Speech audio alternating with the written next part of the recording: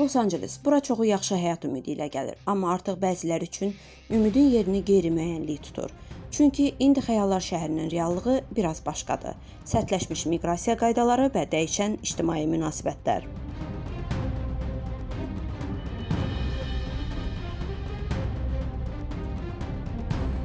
...2025-ci ildə Prezident Donald Trump yenidən hakimiyyətə qayıtdıqdan sonra Amerika Birləşmiş Ştatlarının miqrasiya siyasətində dönüş nöqtəsi yaşandı. Bidenin humanitar yanaşması yerini daha sərt qaydalara verdi.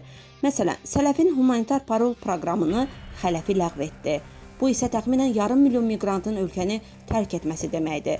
Lakin Rayl aktı isə cinayətlərdə ittiham olunan sənədsiz miqrantların dərhal saxlanmasını və deportasiyasını tələb edir. Bu kimi digər qanunlar Los Ancelesin ab-havasını da dəyişmək üzrədir. Söhbət əbəs yerə Los Ancelesdən getmir. Çünki bura sənədsiz miqrantların ən çox toplandığı yerlərdən biridir. Bu şəhərdə onların sayı təxminən 720 mindir.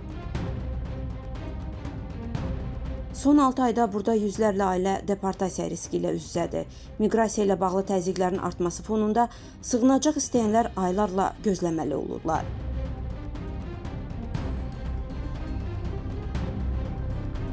Ağ Ev isə miqrasiya siyasətini sərhəd təhlükəsizliyi və cinayətkarlıqla mübarizəyə əsaslandırır. Bəs statistika bu barədə nə deyir?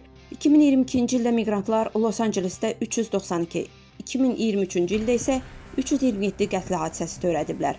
Bu il ərzində 17% azalma deməkdir. 2024-cü ildə isə rəqəm 14% aşağı düşüb. ABŞ sərhəd patrulunun hesabatında isə artım tempi var. Belə ki, 2022-ci ildə 12028 nəfər, 2023-də 15267, 2024-də 17048 cinayət keçmişi olan miqrant həbs edilib. Cinayət növləri üzrə təhlilə gəldikdə isə 2844 içkili avtomobil idarə etmə, 1566 narkotik maddələrin saxlanması və yayılması, 221 cinsi zorakılıq və 29 qətl halı qeydə alınıb. Lakin ümumi cinayətlərdə miqrantların payı ilə bağlı statistika tamam fərqli mənzərəni ortaya çıxarır.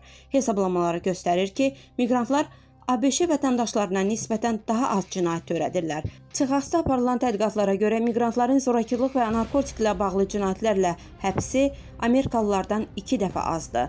Əmlak cinayətləri üzrə isə bu nisbət 4 dəfə aşağıdır. Stanford Universitetinin iqtisadçısı Ran Abramitskinin araşdırması da oxşardır. Belə ki, son 150 ildə həbs olunanlar arasında miqrant kişilərin sayı Amerikada doğulanlardan 60% azdır. Lakin miqrantlara qarşı siyasi ritorikanın sərtləşməsi anti-miqrant cinayətlərdə artma səbəb olub. Ən ciddi göstəricilərdən biri də elə Los Ancelesdə qeydə alınıb. Los Angeles İnsan Haqları Komissiyasının hesabatına görə 2023-cü ildə bu bölgədə nifrət motivli cinayətlər 31% artıb. 123 belə hadisə rəsmiləşdirilib ki, bu da şəhər tarixinin ən yüksək göstəricisidir. Hadisələrin əksəriyyəti Latın Amerikası və Mərkəzi Asiya ölkələrindən gələnlərə qarşı baş verib.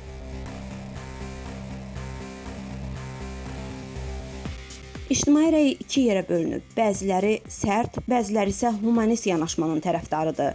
Bir sözlə, ABŞ miqrasiya dilemması ilə üz-üzədir. Təhlükəsizlik yoxsa humanizm?